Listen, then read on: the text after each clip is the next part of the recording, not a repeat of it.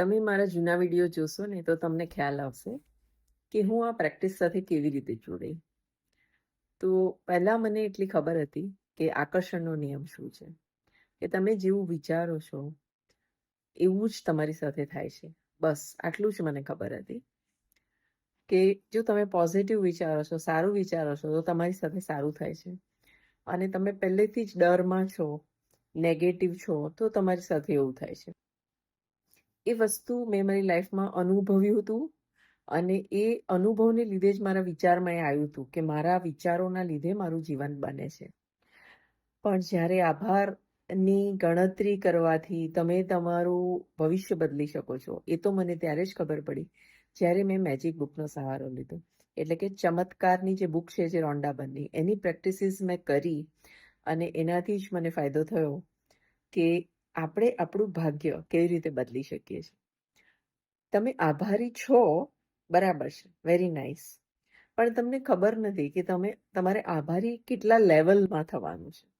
તમે કોઈની કમ્પ્લેન નથી કરતા, તમે કોઈની સાથે ઝઘડો નથી કરતા, બધું બરાબર છે, પણ તમને એ નથી ખબર ને કે તમને જે મળ્યું છે એનો પણ તમારે આભાર માનવાનો છે. એ એક્ચ્યુઅલ પ્રેક્ટિસ છે. તો એ બધી જ પ્રેક્ટિસ મને ત્યારે ખબર પડી જ્યારે હું મેજિક બુક સાથે જોડાઈ અને એના 28 લેસનનો મેં પૂરેપૂરો અભ્યાસ કર્યો, પૂરેપૂરી પ્રેક્ટિસ કરી અને પછી મને ખબર પડી કે આભારનો નિયમ આવી રીતે વર્ક કરે છે.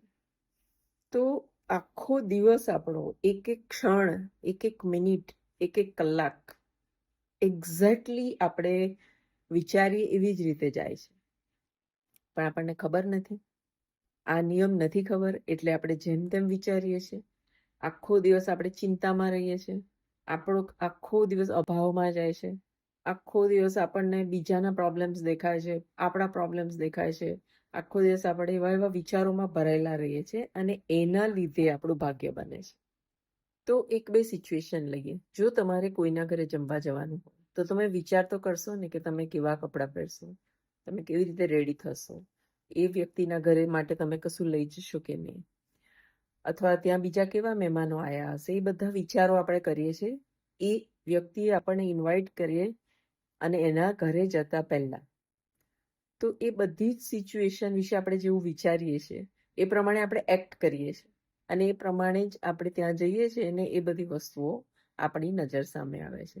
એક્ઝેક્ટલી એવી જ રીતે જ્યારે આપણે આપણી લાઈફમાં કોઈ પણ ચેન્જ લાવવો હોય તો આપણે એના માટે પોઝિટિવ વિચારવું પડશે. પણ એકલું પોઝિટિવ વિચારવાથી ચેન્જ નહીં આવે. તો તમારે એમાં ચેન્જ લાવવો હોય તો તમારે આભારની પ્રેક્ટિસ કરવી પડશે. માની લો કે તમારે પૈસામાં ચેન્જ લાવવો છે, કે તમારે પૈસાની એવી ઓપોર્ચ્યુનિટીઝ તમારા માટે ખોલવી છે, તો તમારે કયો ચેન્જ કરવાની જરૂર છે? Very simple. અત્યાર સુધી તમને જ્યાં જ્યાં પૈસા મળ્યા છે એ બધી જ જગ્યાએ તમારે આભાર માનવાની જરૂર છે અને એકદમ ડીપ લેવલ સુધી આભાર માનવાની જરૂર છે. તો આ બધા ટાઈપના આખા 28 લેસન્સ મેં મૂકેલા જ છે, એ તમે પ્લેલિસ્ટમાં જોઈ પણ શકો છો અને પોતાની રીતે મેજિક બુકનો પ્રેક્ટિસ પણ કરી શકો છો. હવે મનીના બહુ બધા લોકોના ક્વેશ્ચન્સ હોય છે. જેમ મેં તમને કહ્યું કે પૈસામાં તમારે આભાર માનવાનો, જે વસ્તુમાં તમને મળ્યો છે એ વસ્તુનો આભાર માનવાનો. પણ આપણે અત્યારે એવું વિચારીએ કે મારે હાલ જ પૈસા જોઈતા હોય, હાલ જ પૈસા જોઈતા હોય એવો કોઈ રૂલ નથી. જો તમે તમારી લાઈફમાં આભારી નથી તો તમને પ્રોબ્લેમ આવવાનો જ છે, 110%. પણ જો તમે એ પ્રેક્ટિસને શીખશો અને ધીરે ધીરે ધીરે તમે તમારી લાઈફ બદલતા જશો તો એ એરિયામાં તમારી માટે સારું થશે. 4 વસ્તુ પર આપણું આખું જીવન ડિપેન્ડન્ટ છે. એક તો હેલ્થ, મની, કરિયર અને રિલેશનશિપ. આ 4 ઉપર જ આખી દુનિયા જીવે છે અને આખી દુનિયા એની આગળ આટાફેરા મારે છે. તમે તમારી લાઈફમાં જુઓ કે તમને કઈ બાબતમાં પ્રોબ્લેમ છે અને એ પ્રમાણે તમે મેજિક બુકનો સહારો લો.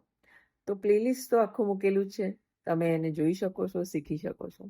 પણ આભારની પ્રેક્ટિસ જો તમારે મારી સાથે કરવી હોય તો હું 1 મહિનાનો કોર્સ પણ લઉં છું અને તમારે ખાલી જ જાણવું હોય તો 1 દિવસનો વર્કશોપ પણ લઉં છું.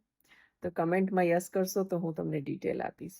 પણ હું ચોક્કસ કહીશ કે તમારા જીવનમાં એકવાર આ પ્રેક્ટિસ શીખો એકવાર શીખશો પછી તમે જાતે ને જાતે જ કરી શકશો. તો અહીં વિડીયો એન્ડ કરું છું. ફરી મળીશું એક નવા કોન્સેપ્ટ સાથે.